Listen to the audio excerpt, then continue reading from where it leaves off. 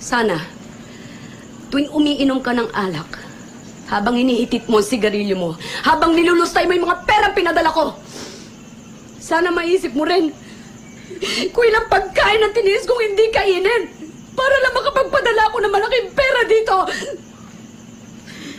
Sana, habang nakahiga ka dyan sa kutsyon mo, natutulog, maisip mo rin kung ilang taong kong tiniis ang matulog mag-isa habang nangungulila ako sa yakap ng mga mahal ko.